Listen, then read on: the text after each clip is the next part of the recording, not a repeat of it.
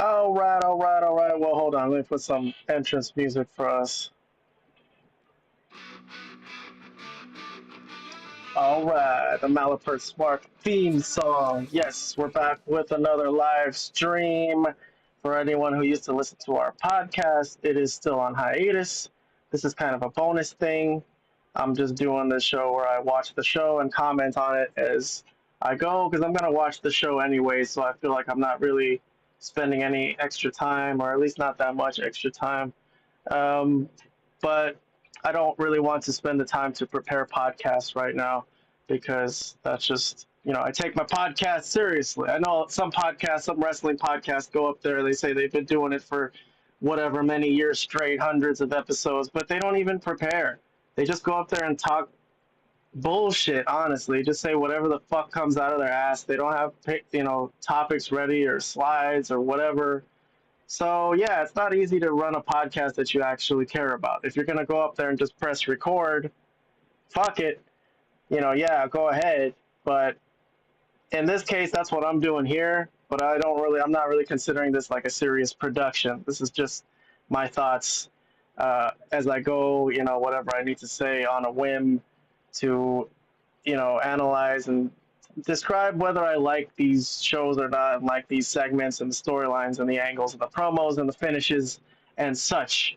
So I'm skipping through the matches today. I'm gonna do the finishes and interference spots, or anyone tries to cheat, I'll try to point it out.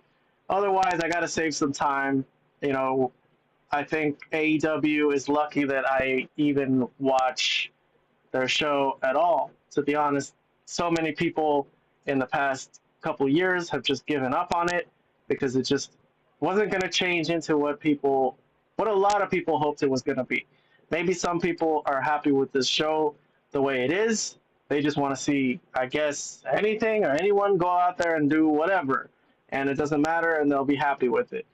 That's fine. If that's your thing, I think a lot of people were kind of hoping for a more coherent wrestling show with coherent storylines that made sense and just have things make sense on the show.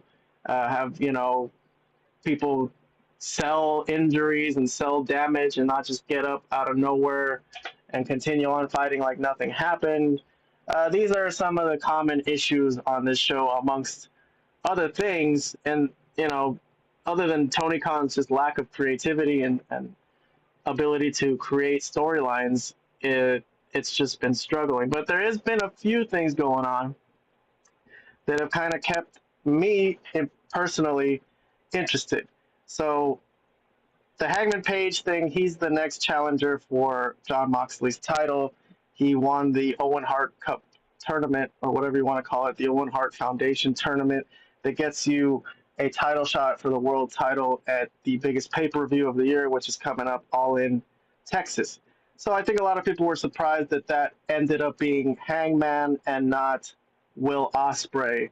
But regardless, here we are. Will Ospreay is trying to convince Hangman Page's mortal rival Swerve Strickland, whom Hangman Page had burned his house down in revenge for Swerve breaking into his house and terrorizing his children. So they have a terrible history, and yet Will Ospreay wants to bring them together to face the Death Riders and thwart them and bring the title back to AEW and release it from that briefcase that Jon Moxley has been holding on to.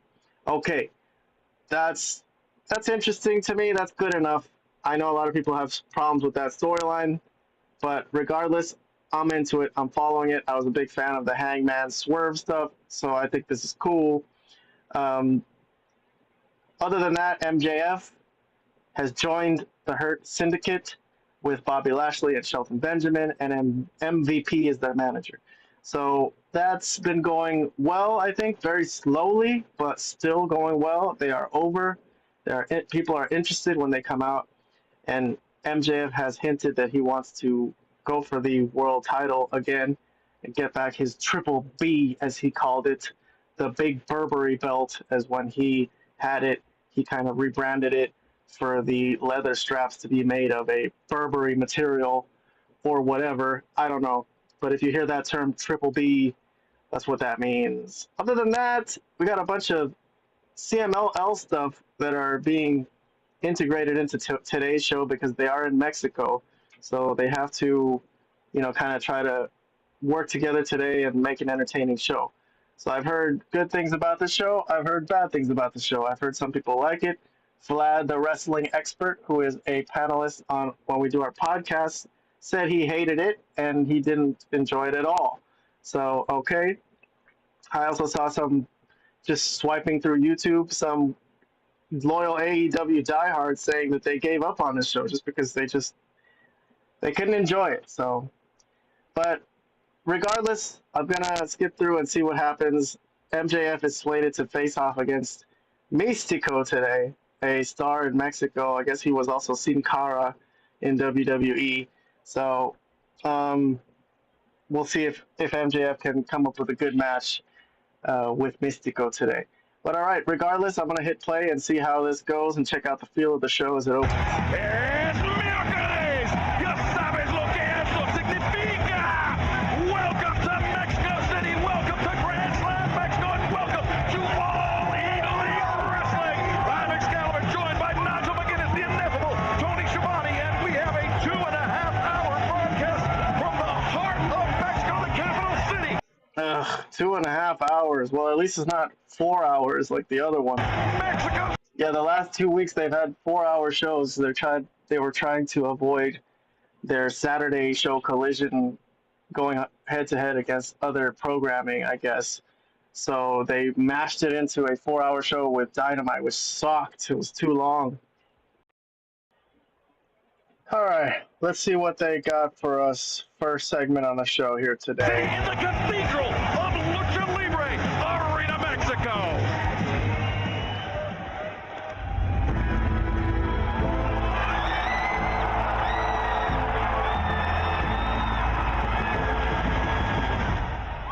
It's Hangman Page, and someone out there is someone out there was screaming their head off for Hangman. So someone is very excited. I guess the AEW's got some fans here in Mexico from what I see. But okay, Hangman's in the ring to cut an in-ring promo to open the show. I guess I shall listen to it. The premise here on this show is that we listen to all promos and interviews and at least get the match finishes in. So let's hear what Hangman has to say. Nombre es Hangman. My name is Hangman. Y quiero decir lo siento por mi español porque no es el mejor. He's apologizing for his Spanish because he's not the best. Pero es un poco mejor que muchos gringos, así que lo intentaré.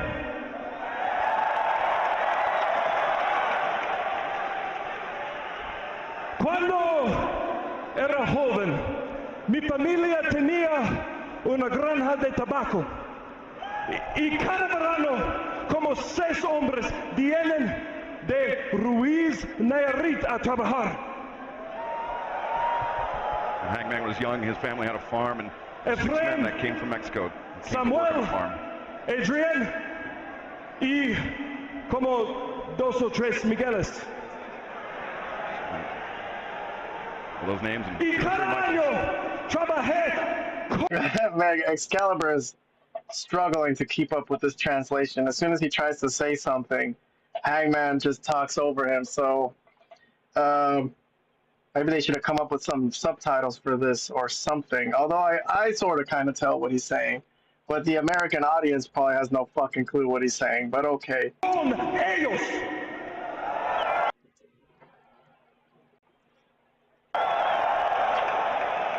Y ellos me encerraron sobre el pueblo mexicano.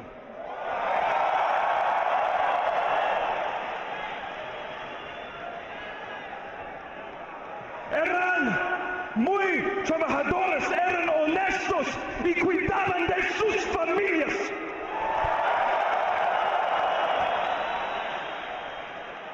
I guess from what I gather is his family had a tobacco farm and Mexicans came to work there and he learned about Mexico from them and they were hard workers.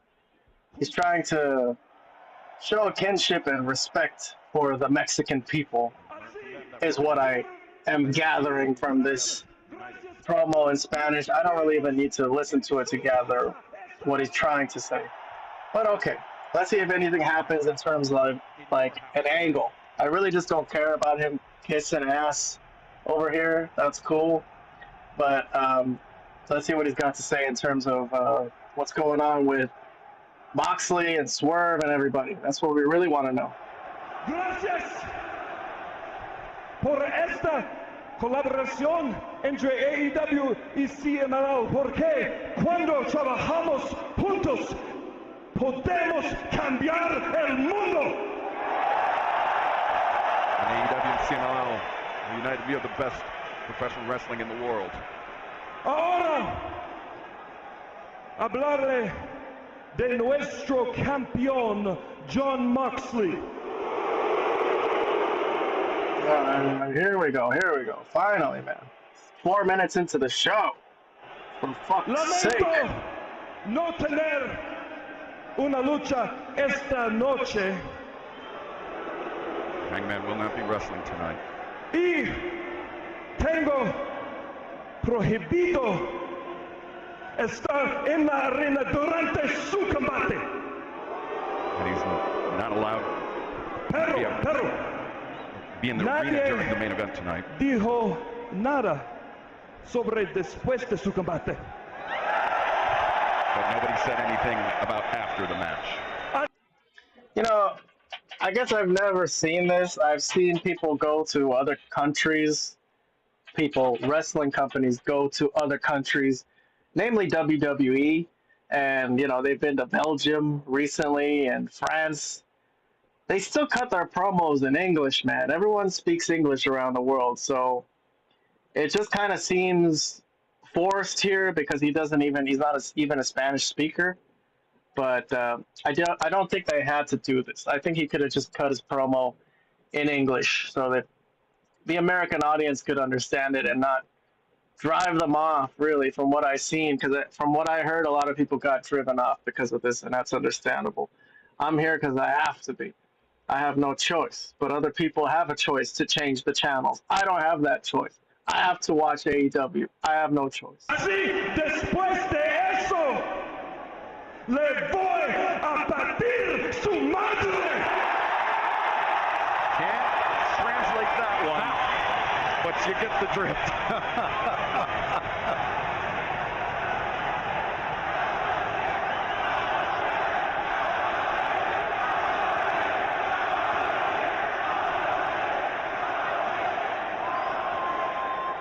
Pero hasta entonces, gracias por todos aquí en Arena México anoche. Y nos vemos pronto. Well, Hangman and the Page, he's gonna. All right, well, thank God that's over. Something about Moxley can't be in the arena tonight or something like that, or for the main event, which I don't even know what that is. But it looks like Moxley's in this 10-man tag match, so he's in the arena. What do we got here? We got the Death Riders is teaming with Beast Mortos and the Young Bucks to take on the Ops, Will Ospreay, and Swerve Strickland, a 10-man tag. Yikes. I don't know what to think about that. Well, I guess we got Moxley, and then he's Ospreay is trying to get that title off of him by helping Hangman, and he's trying to get Swerve on his side. The Ops have always had issues with the Death Riders and the Young Bucks. The Beast Mortos, I don't know why he's thrown in there. I actually heard that the Beast Mortos is dating Mercedes Moné, and that seems to be legit. I saw pictures of them on Instagram together, which is kind of cool. Great score for him. Funky, but good for him. But yeah, all right. I mean, I guess there's something in there to make this just not a fucking random-ass 10-man tag team match. But all right, let me move along and see what we got next.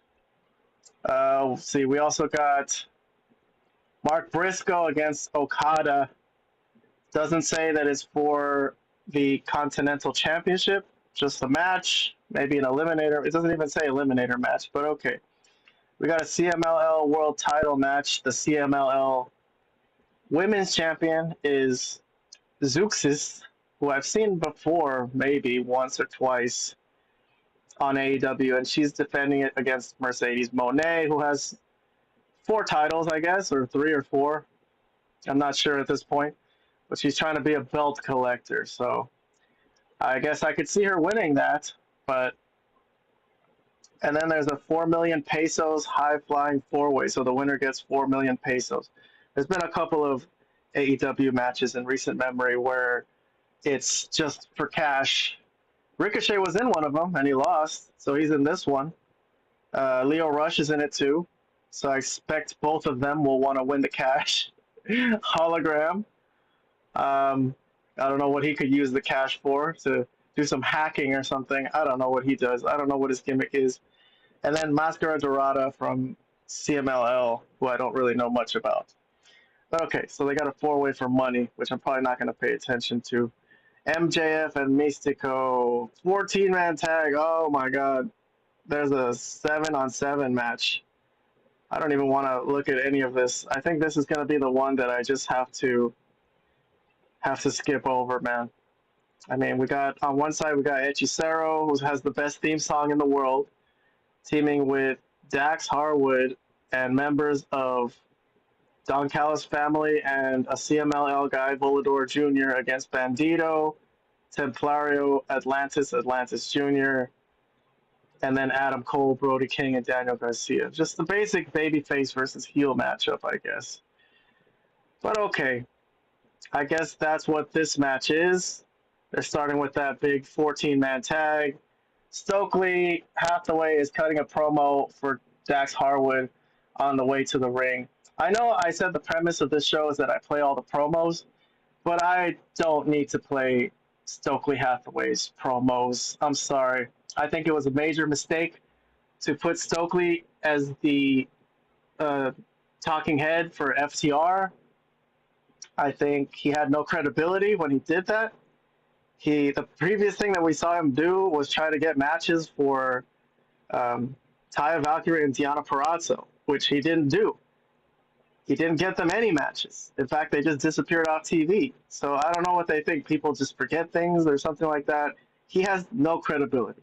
He makes FTR look bad, and it's sad. So I'm not going to sit here and listen to him cut a fake promo trying to look trying to sound intimidating, because he's not. So I'm sorry, this is the one match where I'm really gonna skip over it. We got the baby faces that I mentioned and the heels. I'll just skip to whether the heels won or whether the baby faces won. So I'll be right back once I find the finish. All right, I'm here at the finish. I'll just say it was a long, hard-fought match, to put it kindly. But it looks like Atlantis Senior is going to get a roll-up here on Dax Harwood. I don't know if that's a burial for Dax, but What's he doing there? Wheeler. Let's play. Oh, look at this. Inside cradle by Atlantis. 1, 2, and 3! Just a straight inside cradle roll-up pin for Dax Harwood. Dax Harwood getting pinned by Atlantis. I mean, I've seen Atlantis. I've seen some of these guys on... I forgot to mention when the show started, I've seen a lot of them on Ring of Honor television. Some of these guys have been in the United States for the past few months, coming back and forth, and Tony Khan has had a chance to showcase them, but the best he could think of is to put them on these 6-man tag matches amongst each other on Ring of Honor, and not even facing off against, mixing them in with anybody from the ROH show or the AEW show, just having them face each other, and nothing really stood out to me. I watched basically all those matches, and nothing stood out. So I don't really remember any of these guys. I know some of them by name, Atlantis Jr., Volador Jr., whatever, but none of their personalities really showed the way Tony Khan booked them. But all right, I'm going to check out. Let's see if there's any type of afterbirth here post-match. I'm going to hit play.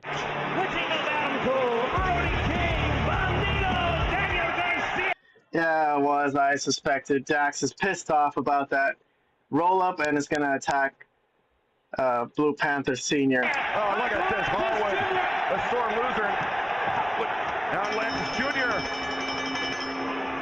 protecting his father. It was the experience, the tenure. All right, so Atlantis Jr. runs off Dax Harwood. I don't know if that means there's going to be some kind of continuation of this feud, but okay, I'm going to move on to the next story. All right, so I skipped over the commercial break, and there was a video package for Okada and Kenny Omega, who are having a big rematch coming up to continue their storied rivalry from New Japan. And there was a little bit of unseen footage of Kenny Omega selling that, I guess, stomach injury that made him like cough up blood, and they were wheeling him out on a stretcher. And so yeah, that sets up today where we got a match for Okada. Okada's here. I don't know if Kenny's here. I guess we'll see later. But Mark Briscoe is facing Okada, and Briscoe's got like a pre-recorded promo. So let's hear how that sounds. Kenny Omega and made no hesitation. This is a pre-recorded promo while Mark Briscoe is walking to the ring for this match. About throwing out this challenge to Kazuchika Okada. Let's hear from Briscoe himself. Kenny Omega, I consider a good friend of mine. We've done battle against one another, and we've teamed up with one another. Within the last month, Kenny, we teamed up in 8-man all-star tag team action. I had your back in Anarchy in the arena. And I want you to know, my man, I got your back here and now. Okada, if you man enough, I'm challenging you right now. Mexico City, Arena Mexico, Grand Slam, me versus you.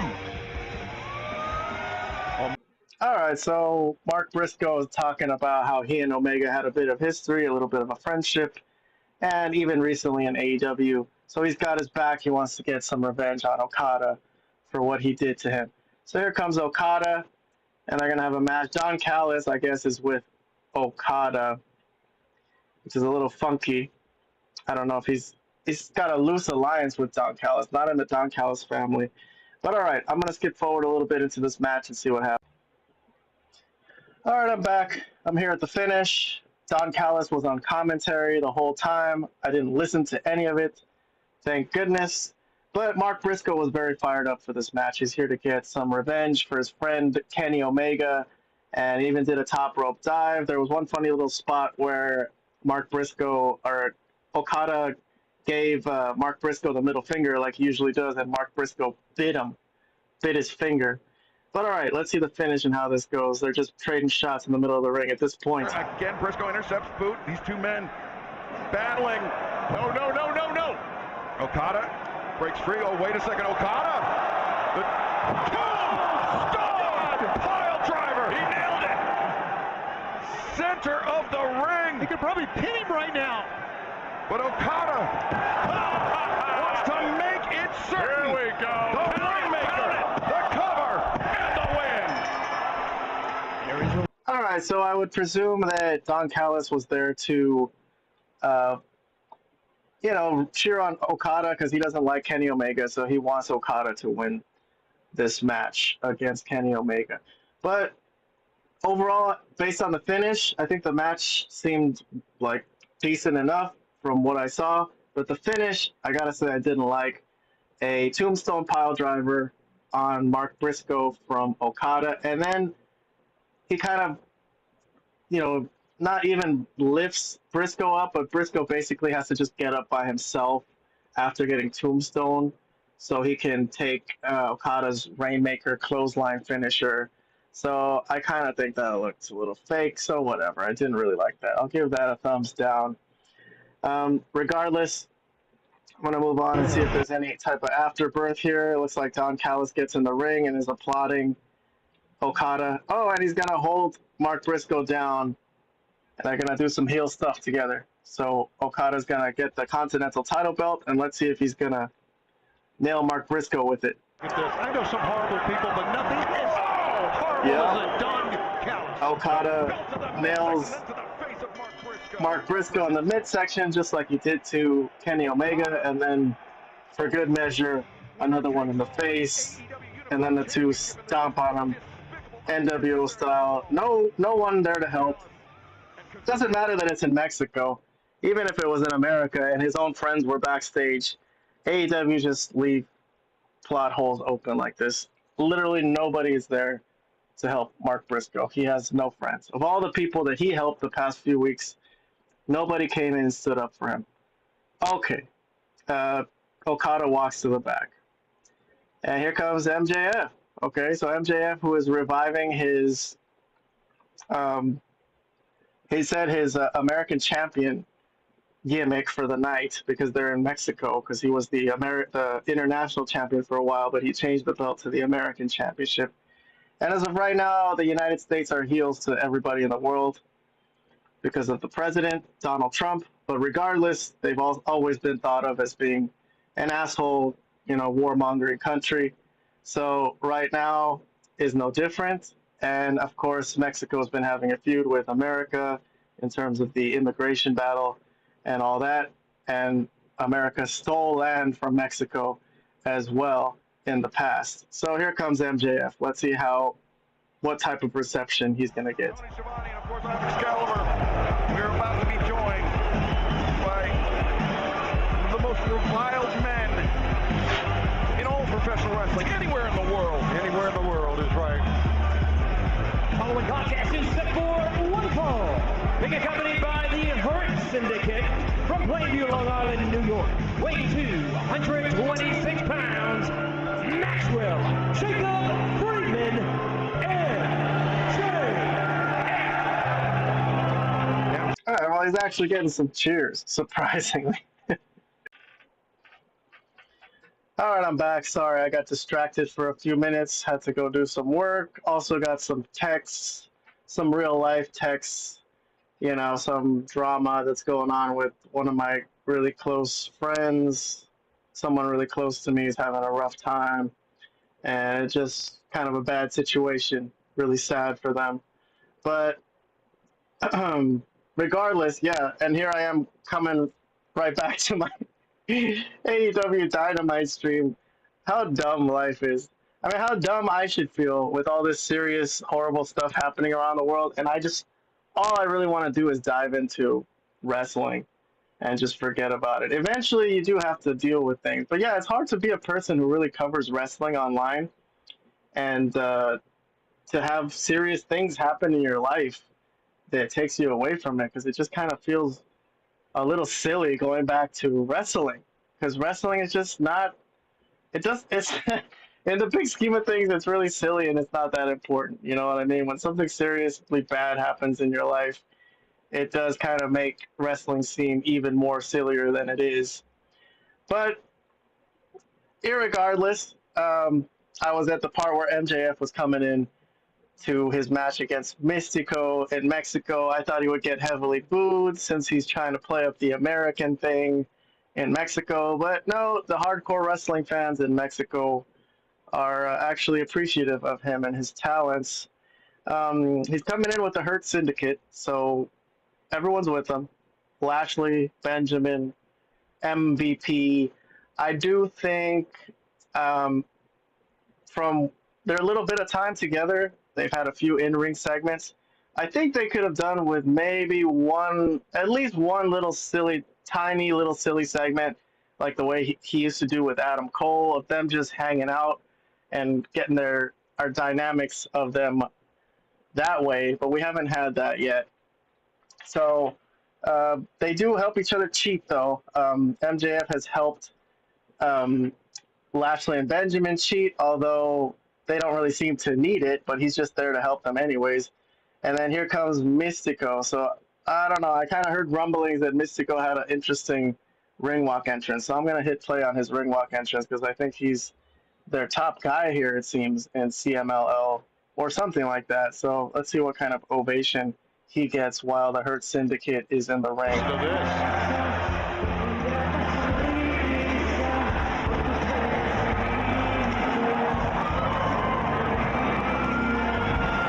Some guy in the crowd knows all of the lyrics to Mystico's song.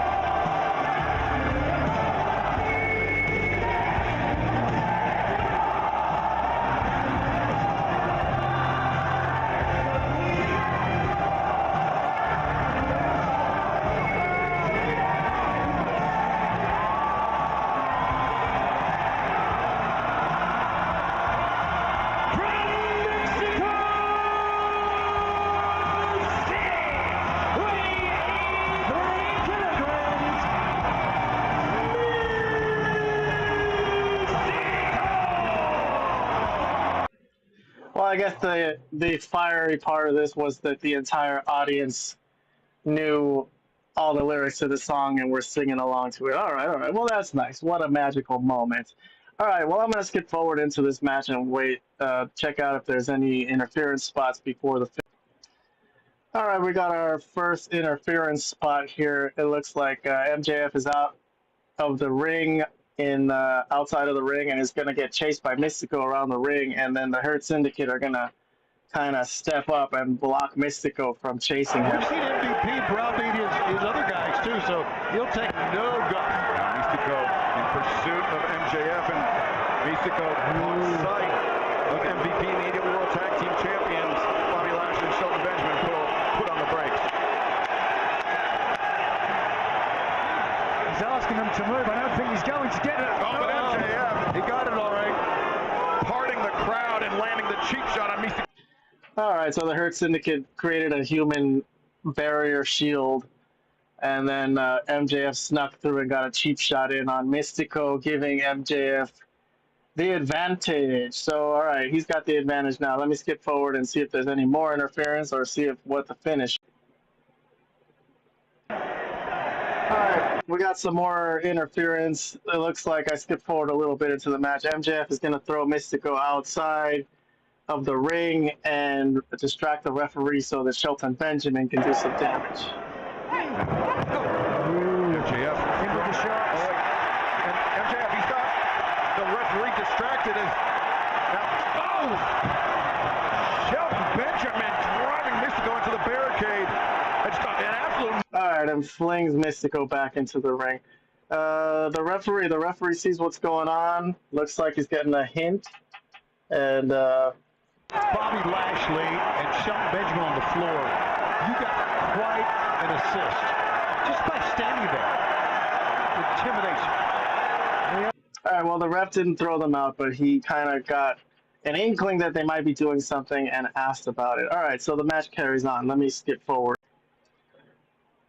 All right, I didn't skip forward much, but right there and there, MJF has kind of got Mystico on the ropes. He's trying to choke him out with his legs, and the ref is going to pull him off to break the count, and that's when Lashley is going to interfere again and choke out Mystico. Trying to take the win. Now Lashley getting involved. Lashley dragging Mystico out, and now right hands delivered by Lashley.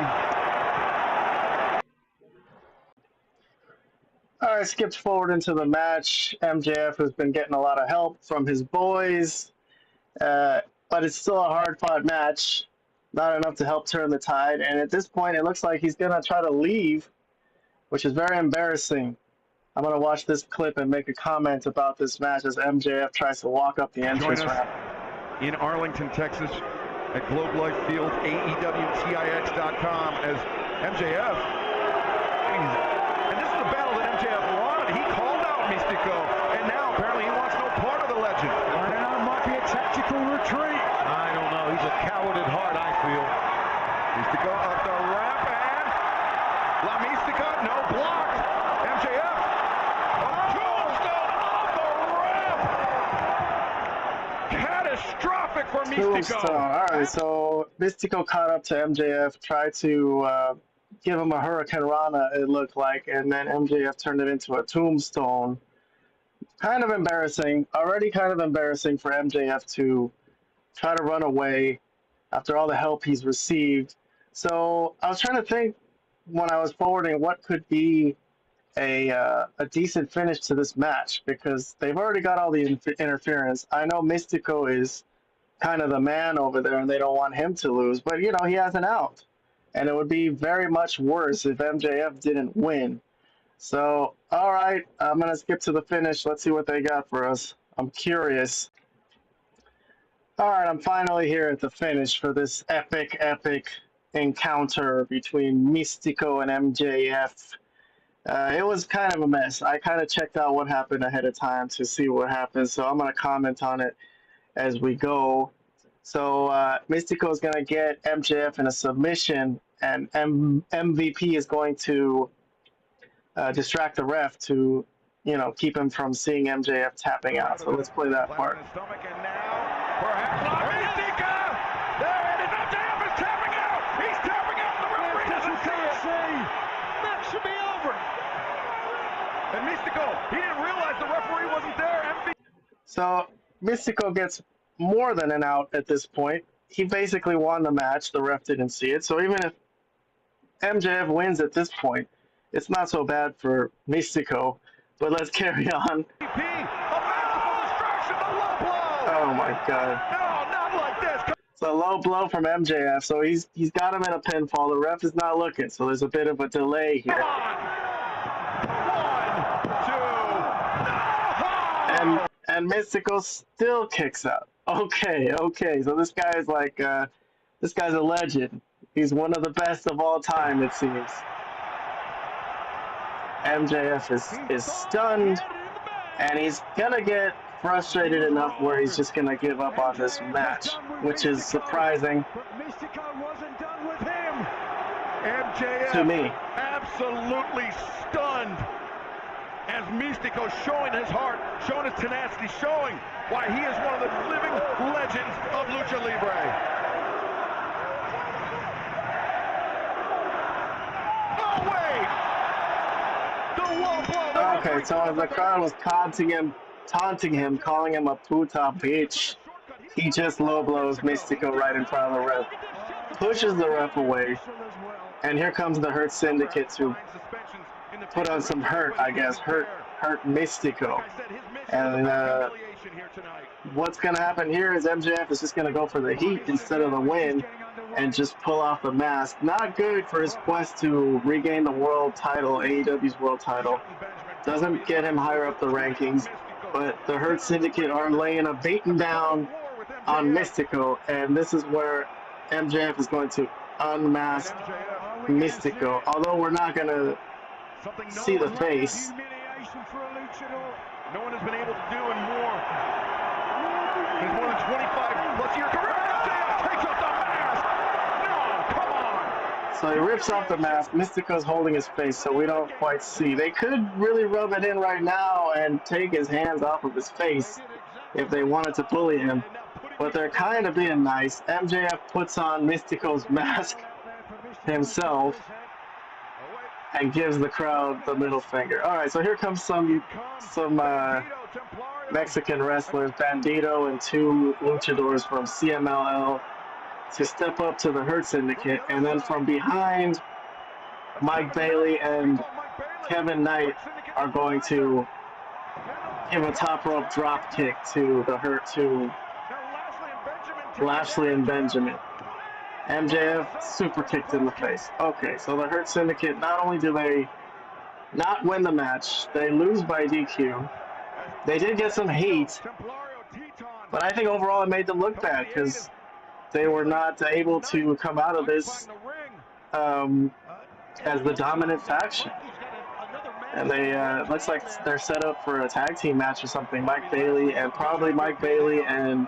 Kevin Knight against the Hurt Syndicate. So interesting. Somehow Mystico got another mask, a different mask. So they just gave him something to put on as they retrieved his mask. Or somebody got a mask. Somebody got a mask for him. Although MJF still has Mystico's mask. All right. I don't know. Overall, I'm not very fond of this. I think it was funny, as MVP is still trying to hold off the luchadors with his cane. I thought some of it was kind of funny. The low blow was kind of funny. The last low blow, it was just so outright. And but I don't think it made the Hurt Syndicate look good. So I guess I have that issue with this segment. All right, well, fine. I'm moving on. I got stuff to do. This episode has taken a while. That one I actually gave some time to, MJF and the Hurt Syndicate. Some of this I don't want to give time to. So this is that 4-way for money. It's Ricochet, Hologram, Lio Rush is coming in with Action Andretti, and Mascara Dorada. So, all right, let me skip to the finish on this one. All right, well, this isn't the finish, but it's a spot in the middle of the match. They had a little angle going here where Ricochet and Lio Rush teamed up during the match. So the other two guys, Mascara Dorada and Hologram, teamed up. A few high flying spots. didn't bother to stop and play them though. But this is the spot that I thought was kind of funny, and this is probably going to lead to something. So Leo Rush and Ricochet have got the advantage. They got the other two guys down, and Leo Rush is going to go up to Ricochet and give him like a pat on the head, but in kind of a disrespectful, demeaning way because everyone knows, everyone's been making fun of Ricochet's bald head. So here's how the spot went. A man who detailed his backstory, Nigel. He's a man that began his career wrestling in a ring that was set up in a dirt lot behind a car dealership. Now to have gone from that to Arena Mexico, What's going on? Excalibur, can you stop talking about whatever stupid story you're saying and talk about the freaking spot that's going on in the ring? So Leo Rush looks surprised that Ricochet is offended, and then he did it again for the second time, kind of rub it on his head for good luck or what. I don't even know why he did that. I don't know what the point is. Ricochet, a little upset. Well, Leo Rush as well. He's shining the dome of Ricochet, and now just shoving match. This relationship quickly deteriorating.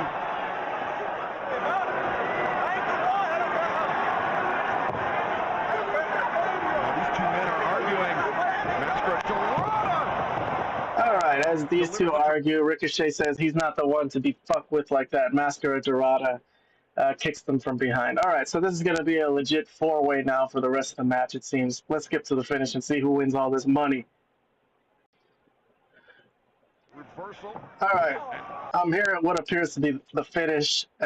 What just happened was Hologram pushed Leo Rush into Ricochet, who was headed to the top rope for some kind of move, but that's going to incapacitate Ricochet enough that he is not going to be able to be involved in the rest of the match. So Ricochet goes down. Now Leo Rush, though, the roll-up. Oh, Rush, even with the feet on the ropes. Hologram able to kick out. Bryce Remsburg saw it, but the 3 count hit Leo in the head as the arm was going down. Leo looking for the stunner, but now Hologram does Luchador del Mosquetero, the portal bar, 2, 3. oh my god. Well, Leo Rush was going for this move that I really like. I'm going to rewind that move. I'm always impressed when people do this move where they jump into the middle rope right here and kind of bounce back into the ring looking for a DDT. Didn't work this time, but it led to that finisher that Hologram has where he spins the guy around and kind of slams him on the floor. Good finisher. I like it. So Hologram is rich now. Hologram wins all that money. I think I was watching a review of the Sala Monster, who I'm a big fan of. Basically does what I do, but he actually writes down his thoughts and just recites it later on. But he was mentioning how the Beast Mortos, well, not the Beast Mortos. I forgot who won that last match that was for money, but the Beast Mortos was in it. But he made this proposal for an angle where the Beast Mortos actually won the money, and they show what they do with the money. Like, they never show what they do with this extra cash that they get. I mean, they should show them, like, going out and spending it and having a good time. Like, even with Hologram, it would be funny here to get to know the character a little bit. Send him out with a mask and have him, like, you know, going out for food or whatever. I don't know what the heck. Playing video games at the amusement park.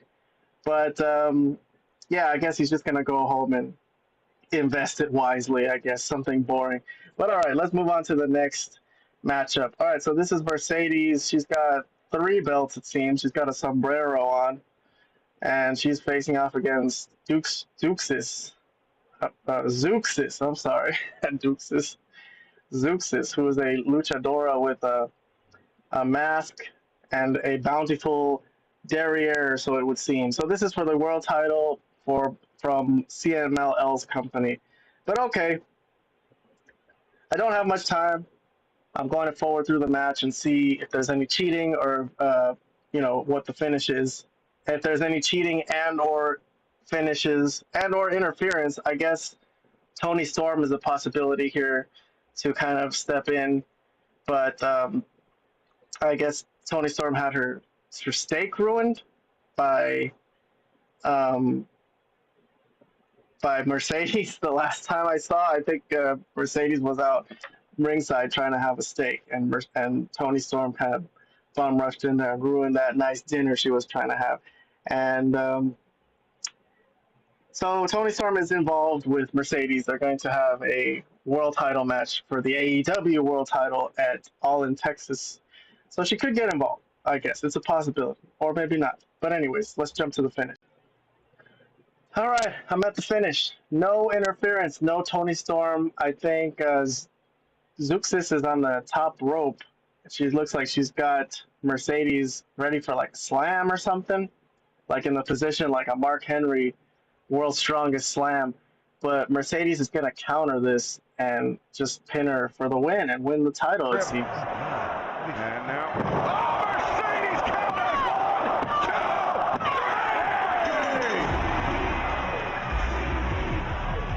2, 3! So Mercedes, the belt collector.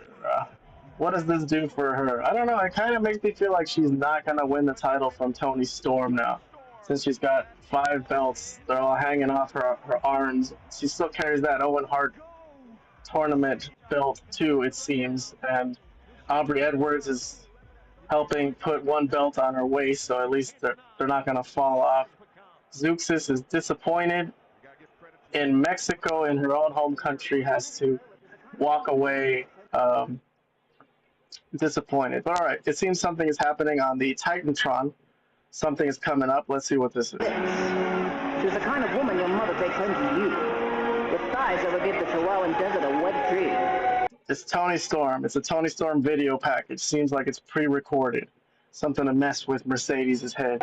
One thing she did know was how to hold the gold, and not the Acapulco kind either. She had a date with the chief executive officer, who wanted dinner, a kiss, and maybe 1 belt too many. Well, deep throat the Tabasco, baby. It's time to turn up the heat. There was 1 chance in a million she would bump into her past.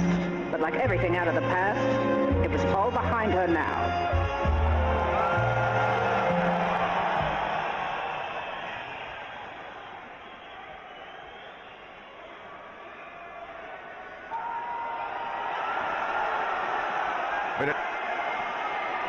That's Mina Shirakawa at the top of the ramp, but look at this. It's the lady in red.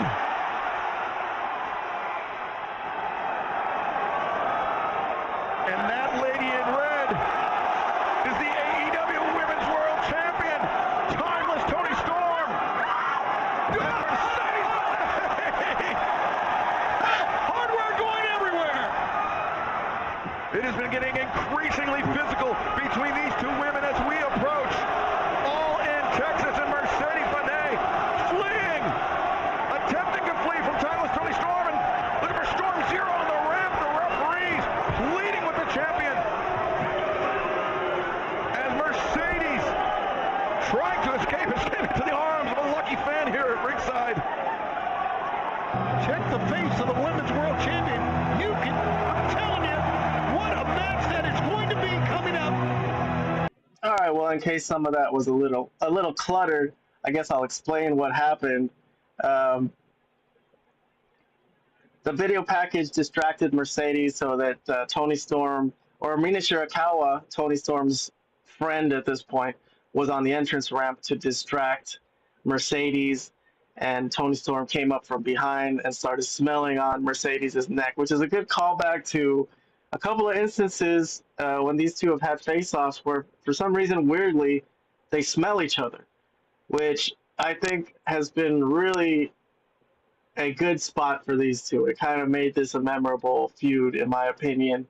So the first time Tony Storm smelled Mercedes, then the other way around, and this time she came up from behind, smelled her, and gave her a suplex, chased her around the ring, but the referees held her back.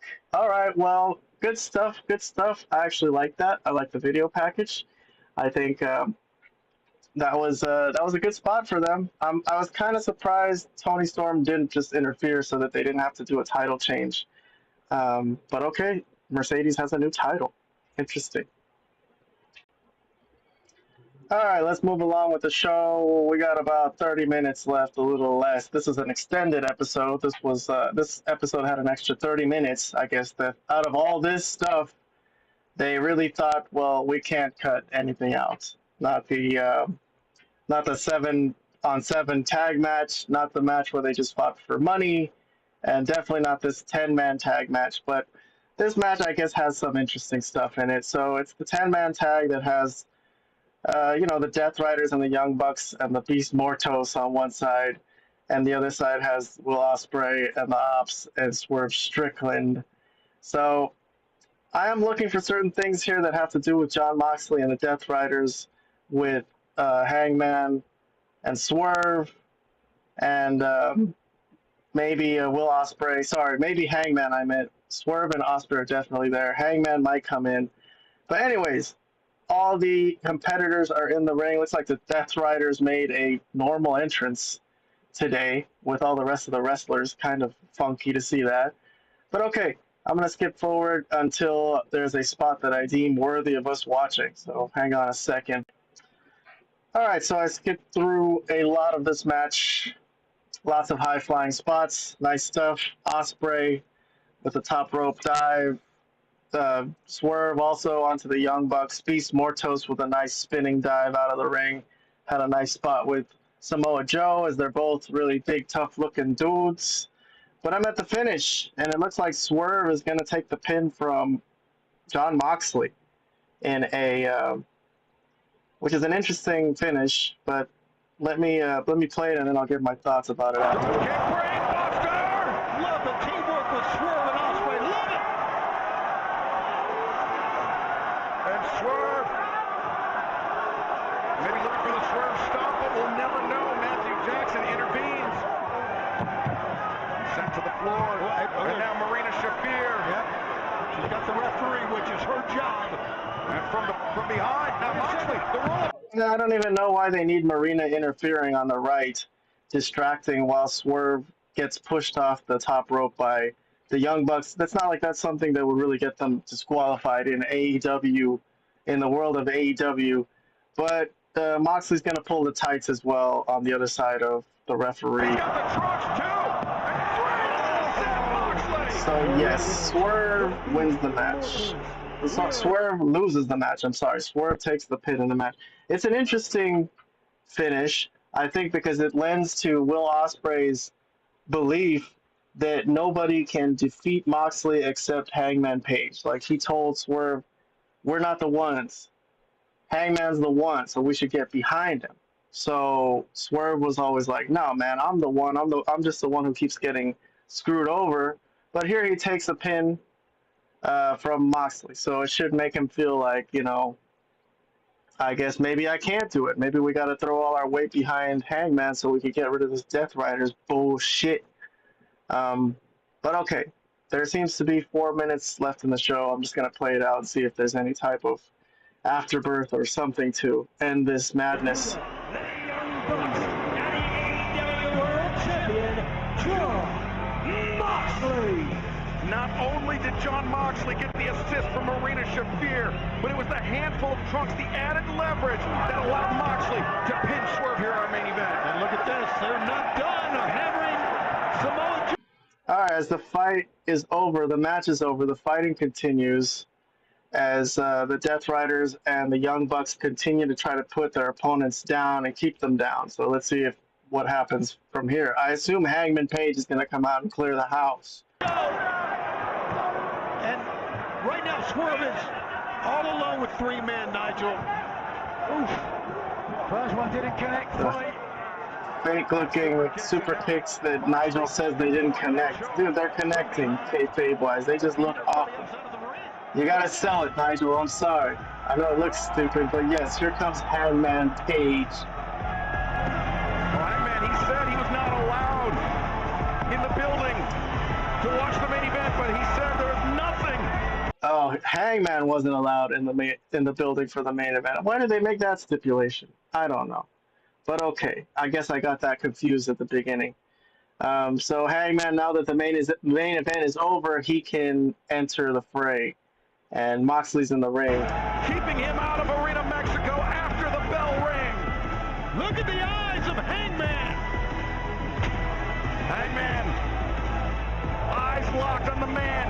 He will challenge in 24 days' time for the AEW World Championship. Eyes locked on Jon Moxley. He's not coming to talk.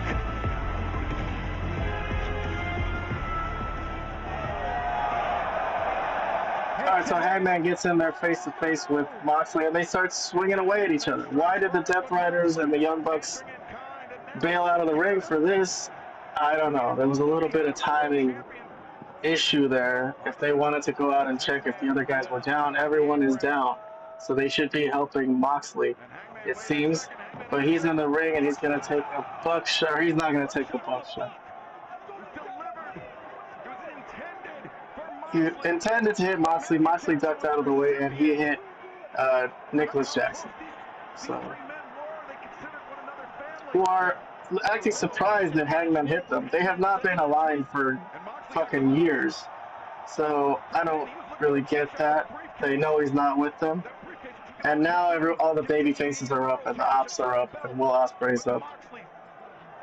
And they're going to powder out the Death Riders are.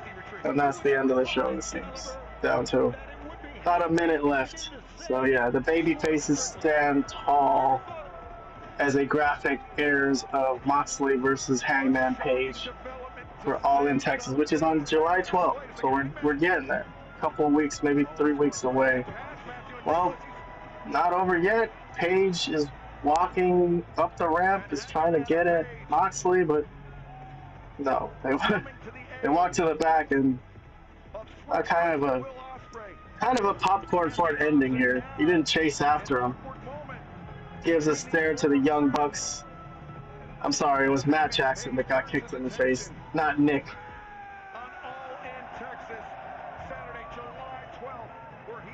I don't know, I felt like they could have done a little more there, maybe brawl to the back. But that's it. That's all they're going to get here in Mexico. A little bit of a preview of the All In Texas match between Moxley and Hangman Page, which everyone assumes is going to be a Hangman Page victory. I'm not so sure, honestly. There's a little part of me that thinks that Tony Khan is a sick fuck and might be willing to send those fans home unhappy just so he could get a rise out of them and have the internet wrestling community talking about something. But all right, that's it for Grand Slam Mexico this year. It used to be at the Arthur Ashe Stadium, tennis stadium in New York, which is why they called it Grand Slam. It was like a nod to tennis's Grand Slam. But, okay, I didn't think it was awful. Like, yeah, a couple of things I thought were okay. The MJF stuff I didn't think was the right finish, but it was exciting. And the main event also, but... Oh my god, dude. I just had to deal with one customer. It's been really slow here at this place where I work. They're doing construction, so not a lot of people come in. But this drunk Puerto Rican guy came in and wanted to talk my ear off for like freaking 15 minutes. Oh my god, my head. I was in the middle of my review, my show end review of this episode of Dynamite Grand Slam. I was saying that the main event, I didn't want to say it was good all the way good, but it had an interesting little twist ending.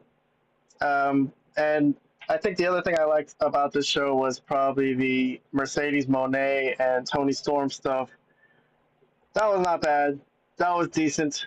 But for the most part, there was a lot of stuff they could have cut out of this show. It didn't have to be 2.5 hours. It didn't even have to be 2 hours. It could have been like an hour and a half, really. But nonetheless, I watched it. I got through it. I'm done. As for AEW, I will be probably next reviewing Ring of Honor on Honor Club, which was the night after this. And then after that, I got to watch Collision from Saturday, which I haven't done yet either. But that's for AEW. In terms of going in chronological order, which I'm doing now until I catch up, if I ever catch up, I'm going to go to TNA Impact next. So I'm jumping to Thursday, this past Thursday, the 19th, and stay tuned for my next live stream, which will be TNA Impact that'll be it for today. Have a good one, guys. Stay out of the way of bombs.